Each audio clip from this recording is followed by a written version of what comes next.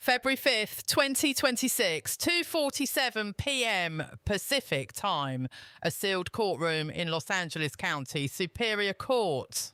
Prince Harry sits in the back row of the mediation chamber, arms crossed, watching his estranged wife negotiate the final details of their asset division. It's supposed to be routine. Lawyers discussing property valuations, accountants reviewing income projections, the kind of tedious financial arbitration that happens in thousands of divorce proceedings every year. But then Meghan Markle, in the middle of defending her international brand value and future earning potential, says something that makes Harry's entire body go rigid. I could have been a Middle Eastern princess by now if I'd wanted to. That's the level I operate at. The room goes silent. Her lawyer's pen stops mid-stroke. The mediator looks up from his notes and Harry, according to a court observer who was present, visibly pales. Because this isn't just an exaggeration. This isn't just Meghan being dramatic during a heated negotiation. This is a verifiable, transcribed statement made under oath in a legal proceeding. A statement that will be filed in court records. A statement that within 24 hours will leak to the press, and a statement that will trigger a diplomatic firestorm so severe that it will result in Meghan being permanently banned from entering an entire country. According to the court reporter who transcribed the session, Meghan made the claim not as a throwaway comment, but as a deliberate argument. She was trying to establish that her brand value extended beyond Hollywood, beyond the UK, into international territories where she allegedly had high-level connections and opportunities. She framed it as proof of her global desirability, as evidence that she could have chosen multiple paths to power and prestige, as validation that divorcing Harry wouldn't diminish her worth because she had options that included apparently marrying into Middle Eastern royalty. Her lawyer, according to sources, tried to redirect, tried to steer the conversation back to verifiable assets and income streams, but Meghan, emboldened by what she perceived as a strong negotiating position, doubled down. I had opportunities in that world, she reportedly continued. Real opportunities. I chose a different path, but I want it understood that my international value is not theoretical. It's documented. The mediator asked what she meant by documented. Meghan referenced her past travels, her connections to influential circles, and what she called her deep understanding of cross-cultural diplomacy. Harry, according to the court observer, said nothing. He just stared at his hands, his jaw clenched so tight that the muscles in his face were visibly twitching. Because Harry knew something Meghan apparently didn't. That courtroom proceedings, even sealed ones, never stay sealed forever. That anything said under oath can be subpoenaed, leaked, or weaponized. I suppose, and that claiming you could have been a Middle Eastern princess without any evidence to support it is not just delusional, it's diplomatically catastrophic. He was right. By 6 p.m. that same evening, portions of the mediation transcript had been leaked to at least 3 media outlets. By 9 p.m, the quote was trending on social media, and by midnight, royal commentators in the Gulf states were already calling it an affront to Islamic tradition and royal protocol. But the real explosion came the next morning. February 6th, 2026, when one of the most respected women in the Middle East decided to respond publicly. And when she did, she didn't just correct Meghan's fantasy, she demolished it. Now, before we go any further, I need to be absolutely clear about something. What I'm about to tell you is based on verified court documents, official government statements, public diplomatic responses, and insider testimonies from people who were present during key moments of this crisis. The core facts that Meghan made this statement in court, that it was leaked, that Sheikha Moza of Qatar issued a public response, that the UAE banned Meghan from entering Dubai. These are confirmed and documented. But the personal reactions, the behind-the-scenes panic in Meghan's camp, Harry's emotional state, and the specific conversations that took place as this crisis unfolded, these are based on sources close to the situation whose accounts cannot be independently verified in every detail. If even half of what's being reported is accurate, we're not just talking about Meghan making an embarrassing statement. We're talking about a pattern of deception, inflated credentials and fabricated connections that, when finally exposed, resulted in complete diplomatic exile from an entire region of the world. So let's go back to the beginning, because this story doesn't start on February 5th in that Los Angeles courtroom. It starts years earlier in the period Meghan has carefully erased from her public narrative, the years between 2009 and 2012, that she's always described vaguely as struggling in Hollywood. While waiting for her big break, the years that photographs now reveal were actually spent on luxury yachts in the Mediterranean, surrounded by Gulf state financiers, royal cousins, and the kind of elite access that contradicts everything she's ever claimed about her rise. Summer 2009, Monaco. According to Yacht registry records and photographic evidence that surfaced on January 31st, 2026, just 5 days before Meghan's courtroom statement, a young Meghan Markle was photographed aboard a €40 million yacht docked in Monaco during the annual yacht show. She's wearing designer resort wear. She's holding a glass of champagne. And she's standing just meters away from a man later identified as Faisal Al Karim, a Saudi luxury investment broker known for facilitating introductions between European celebrities and Gulf lakes. The photo, one of several leaked from what appears to be a private collection, shows Meghan laughing, relaxed, clearly comfortable in surroundings that would cost tens of thousands of dollars per day to access. This wasn't a one-time appearance. Over the following 3 years, similar photographs emerged showing Meghan on yachts in Mykonos, Bodrum, the Amalfi Coast and Sardinia, always in expensive clothes, always in exclusive settings, always surrounded by people whose names don't appear in public databases, but whose connections to Gulf royal families are well documented in private circles. According to investigators who've analysed Meghan's financial records from this period, records made available through her 2021 business dispute filings, her reported income during these years was nowhere near sufficient to afford this lifestyle. In 2009, she was a minor actress on a cable show, earning approximately $50,000 per year. In 2010, slightly more. By 2012, still under $100,000 annually. Yet she was travelling internationally, staying in 5-star accommodations and appearing at events that required either significant personal wealth or sponsorship. These weren't commercial gigs, one Mediterranean event coordinator told investigators. These were curated introductions. Women like Meghan were selected for their appeal, their discretion, and their ability to blend into elite environments without drawing attention. They were guests, but they understood the unspoken expectations. What were those expectations? According to sources familiar with this world, the arrangement was simple.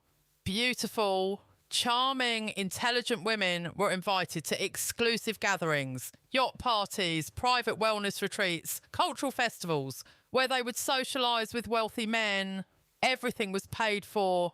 Travel, accommodation, wardrobe, security. In exchange, they provided companionship, conversation, and the kind of sophisticated presence that made these events feel elegant rather than transactional. It wasn't illegal. It wasn't even unusual in certain circles, but it was absolutely something that required discretion.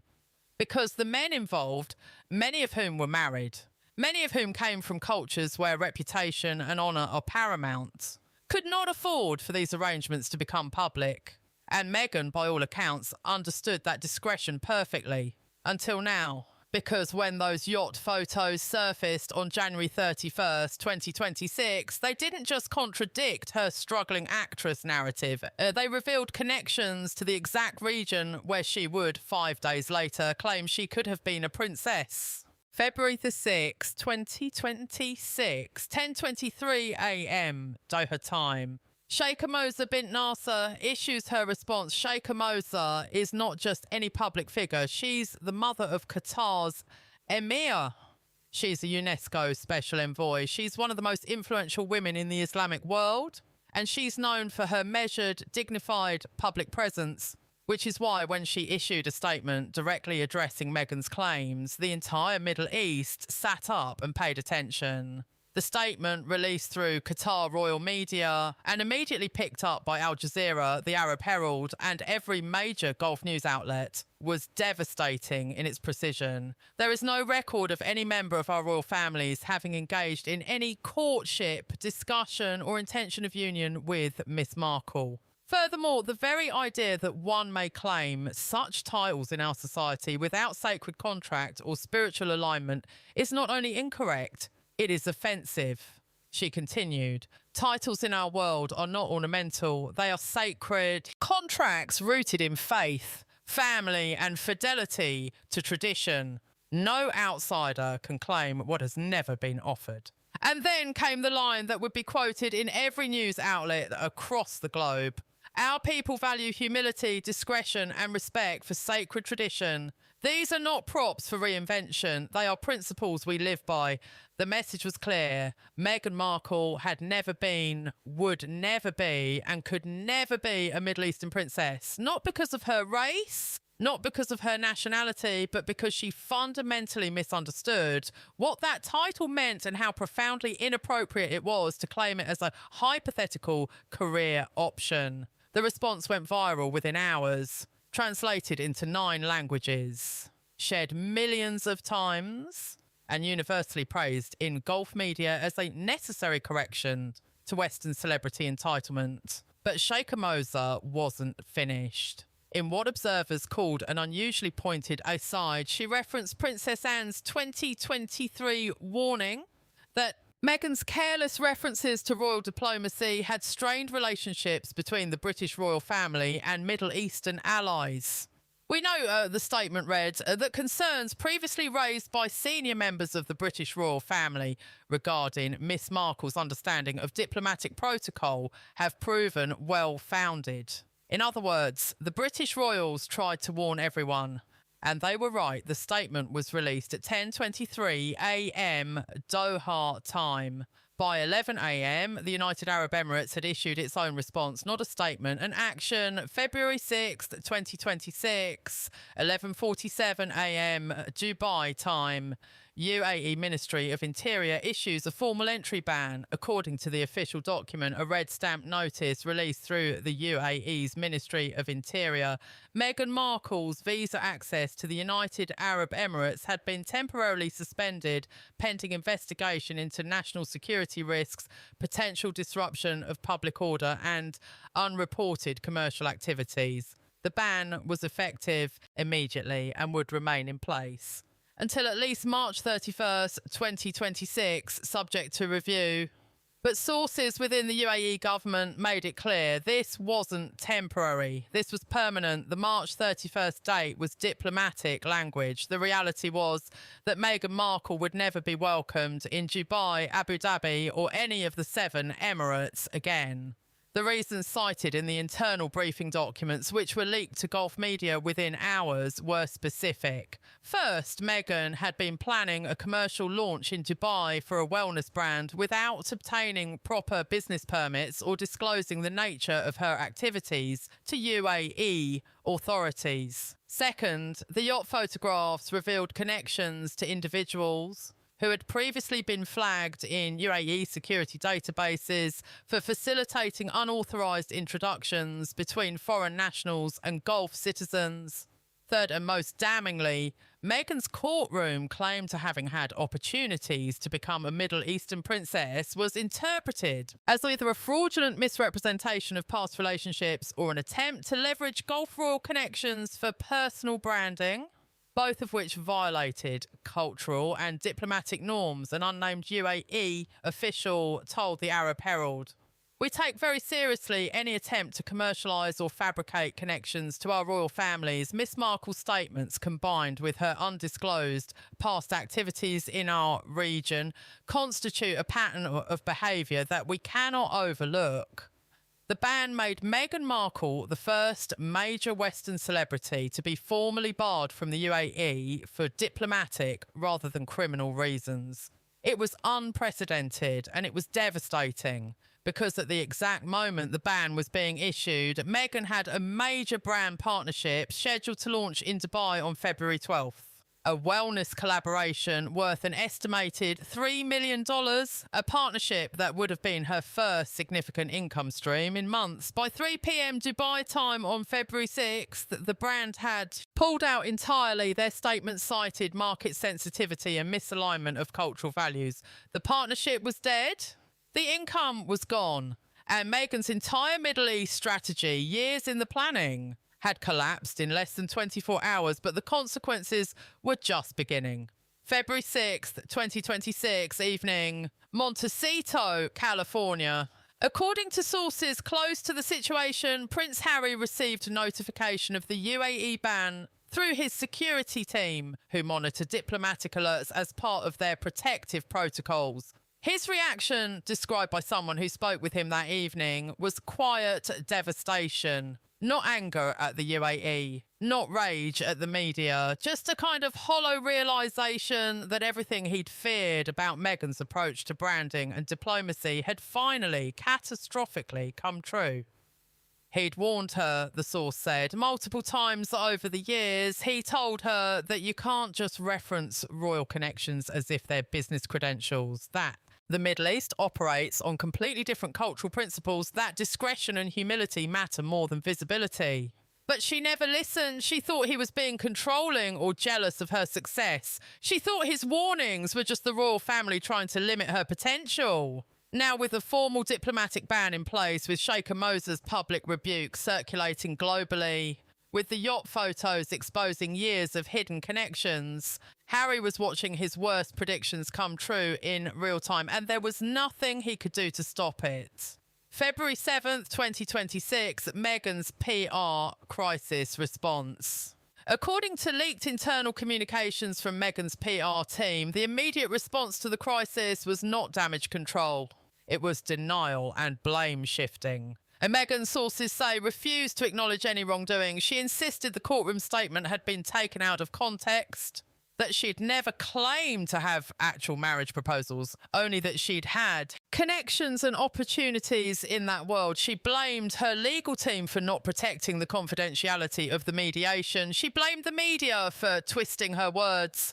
And she blamed the UAE for being overly sensitive to what she called a simple statement of fact about my international appeal. What she didn't do was apologise or retract or clarify. Instead, her team attempted what one PR strategist called narrative reshaping through friendly outlets. They reached out to entertainment journalists, offering exclusive access to unreleased Netflix content in exchange for sympathetic coverage. They pitched stories framing Meghan as a victim of conservative Gulf politics and entrenched royal resentment. They suggested that the backlash was rooted in sexism and racism rather than diplomatic protocol violations, but nobody accepted the pitch. According to two journalists who were approached, the offers were declined specifically because the evidence was too damning and the diplomatic response too credible. The Times and Variety both publicly stated they would not be running alternative perspectives on the story, citing editorial integrity concerns. Meghan's PR machine, which had successfully spun countless controversies in the past, had finally met a story it couldn't control. February 8th, 2026, Netflix makes a decision. Meghan's multi-million-dollar Netflix documentary series, tentatively titled Becoming Meghan from Hollywood to Global Voice, had been scheduled to release its first teaser trailer on February the 12th. The series was meant to be her comeback vehicle, a carefully crafted narrative showing her journey from struggling actress to duchess to independent global icon. It would feature never-before-seen footage, intimate interviews, and what promotional materials called the truth about power, identity, and resilience. But after the Middle East princess scandal broke, Netflix executives grew alarmed. Not just because the series might be seen as dishonest given the yacht photo revelations, but because Meghan's diplomatic crisis had created actual business risks. Netflix has significant content partnerships in the Gulf region, streaming deals with UAE-based distributors, co-production agreements with Saudi Arabia's burgeoning entertainment sector, and those partners were now watching very carefully to see how Netflix would respond to an employee who'd just been banned from the UAE and publicly rebuked by Qatar's most prominent royal. On February 10th, after 2 days of internal discussions, the decision was made the series would be placed on indefinite hold. No public announcement, no press release, just a quiet internal memo reassigning the production team and removing all promotional materials from Netflix's databases. Scheduled press junkets were cancelled with no explanation, marketing budgets were reallocated, and the series that was supposed to relaunch Meghan's career simply disappeared. It was the second major project to collapse in 4 days. First Dubai, now Netflix, and still, publicly, Meghan said nothing. February 10th to 12th, 2026. The Allies go silent. For years, Meghan had relied on high-profile supporters to validate her narrative and defend her against criticism. Oprah Winfrey, who'd hosted the bombshell 2021 interview. Tyler Perry, who'd provided housing and security during her post-royal transition. Various celebrities, activists and media figures who championed her story of resilience against institutional prejudice. But as the Middle East crisis intensified, something remarkable happened. Total silence. Oprah, who had defended Meghan through countless previous controversies, made no comment. Her production company, Harpo Productions, confirmed to multiple outlets that no new projects involving Meghan Markle were under consideration and hadn't been since late 2023. Sources within Oprah's circle explained there's a difference between supporting someone who's been unfairly attacked and supporting someone whose own words and actions have created diplomatic incidents. This wasn't the palace being mean. This was Meghan claiming something verifiably false in a legal proceeding. Tyler Perry's silence was even more pointed. According to legal sources, Perry's attorneys had been in contact with Meghan's team since early February regarding repayment terms for what had initially been described as friendly financial support during the Sussex's relocation period. The amount, which sources say exceeds 7 figures when you include housing costs, security expenses and logistics, had been treated as a generous gift between friends. But by February 2026, Perry was reportedly seeking formal repayment terms. A redacted financial document filed in California County Court on February 2nd listed Meghan Markle as an involved party in a pending lien negotiation believed to relate to property expenses accrued while under Perry's protection. The message from both Oprah and Tyler Perry was clear: we're done. Not with public statements or dramatic confrontations, but with quiet, definitive distance. The people who'd once elevated Meghan's platform were now treating her as a reputational liability they could no longer afford to carry. February 12th to 15th, 2026, the Yacht Years investigation deepens. As Meghan's present collapsed, investigators and journalists began digging deeper into her past, specifically into those yacht photos and the world they represented. Facial recognition analysis identified several other individuals in the photographs beyond Meghan. Faisal Al-Karim, the Saudi investment broker, appeared in at least 4 separate yacht settings with Meghan between 2009 and 2011. Nabil Al-Hamid, a Qatari media consultant known for facilitating introductions between celebrities and Gulf elites, was photographed on the same yacht as Meghan in summer 2010. Ahmed bin Tar, identified as a cousin of a prominent Gulf royal family, owned the yacht where Meghan was photographed in 2011. These weren't chance encounters. These were deliberate, curated connections within a very specific social ecosystem. Banking investigators reviewing Meghan's tax records from 2009 to 2012 found something even more revealing. No income substantial enough to fund the lifestyle visible in the photographs. no record of payment for international flights, no documented income from modelling or promotional work that would justify private yacht access, no explanation for the designer wardrobes, the luxury accommodations, the exclusive event attendance. The only logical conclusion, someone else was paying, and those someones were almost certainly the men whose world she was being introduced into. This is how that circuit works, explained a Paris-based consultant who worked with similar networks in the early 2000s. Young women with the right look, the right charm, the right discretion are invited into exclusive environments. Everything is paid for. They're not employees, they're guests. But they understand that their presence is valued and that discretion is absolute. Meghan was perfect for that world. Beautiful, intelligent, socially adept, and ambitious enough to appreciate the access without overstepping, at least not until now.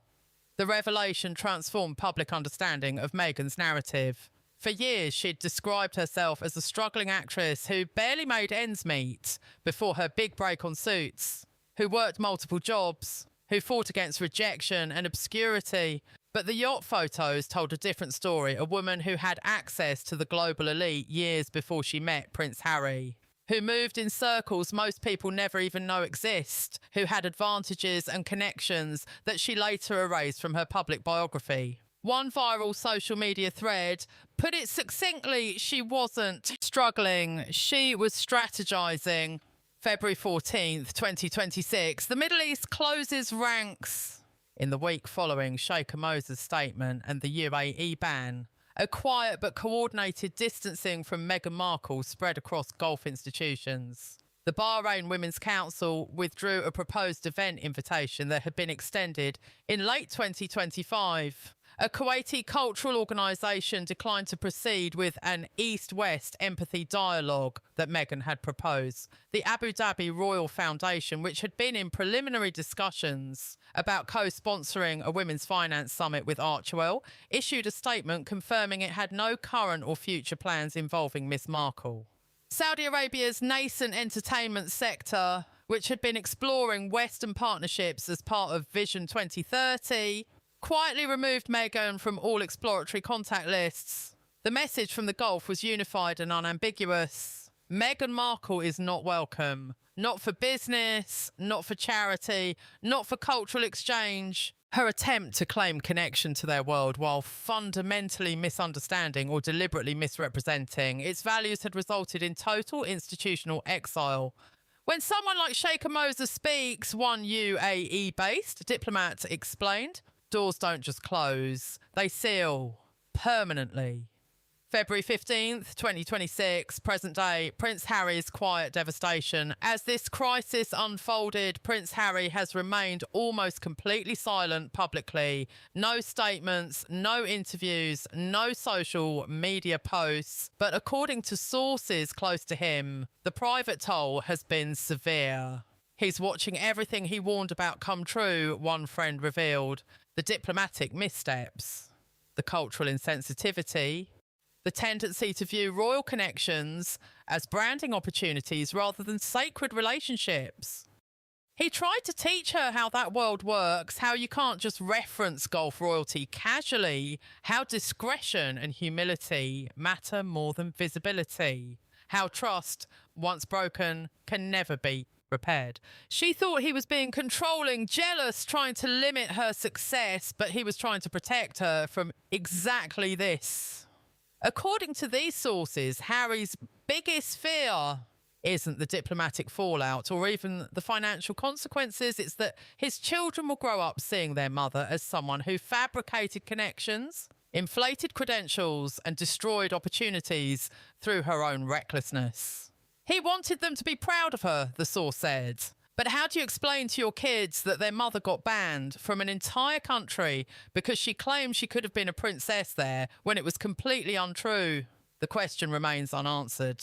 February 2026, the aftermath and what comes next. As of today, Meghan Markle remains banned from entering the United Arab Emirates with no indication the ban will ever be lifted. without major brand partnerships following the Dubai collapse, without the Netflix series that was supposed to relaunch her, career without support from former allies like Oprah and Tyler Perry, under financial pressure from mounting legal fees, argues and failed ventures, facing potential litigation from UAE-based vendors and partners, permanently discredited in Middle Eastern diplomatic and business circles. Her Middle Eastern princess claim, made in a moment of courtroom bravado, has resulted in the complete destruction of her international credibility.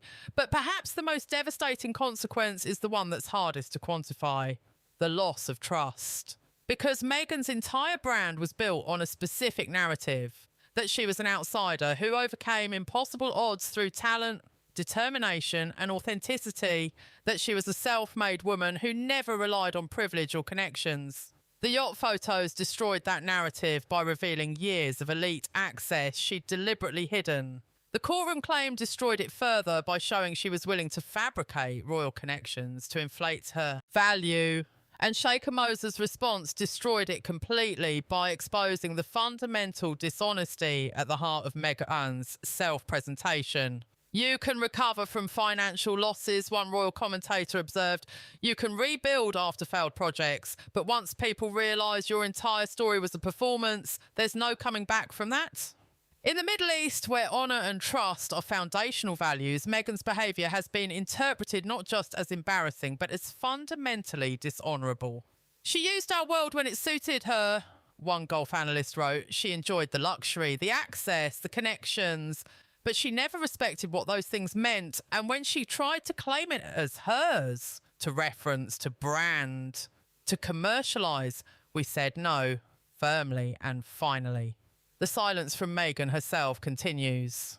No clarification, no apology, no attempt to explain or defend, just silence. The silence of someone who's run out of narratives to spin and allies to spin them with.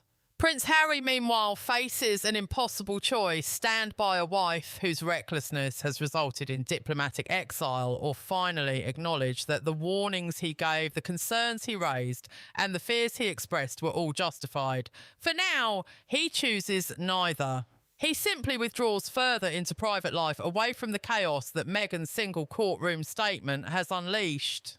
Because in the end, this story isn't really about whether Meghan could have been a Middle Eastern princess. Obviously, she couldn't have been. The idea is absurd on its face, a fantasy with no basis in reality.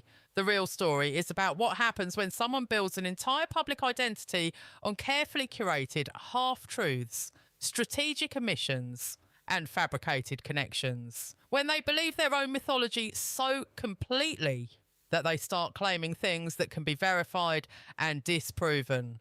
Meghan Markle said, "I could have been a Middle Eastern princess," because she genuinely believed her past connections, those yacht summers, those elite introductions, those curated social experiences gave her that option. She didn't understand that being invited to exclusive events as a charming guest is not the same as being considered for a royal marriage. She didn't understand that discretion was the price of that access, and that breaking discretion would result in exile. She didn't understand that titles in the Islamic world are sacred contracts, not career opportunities. And she didn't understand that Sheikha Moza, when defending those principles, would not be gentle or diplomatic. She would be clear, direct, and absolutely final. Our people value humility, discretion, and respect for sacred tradition. These are not props for reinvention. Those words will define Meghan's legacy in the Middle East. Not as someone who could have been a princess, but as someone who fundamentally misunderstood what that would even mean. And in trying to claim what was never hers, she lost access to an entire region of the world permanently.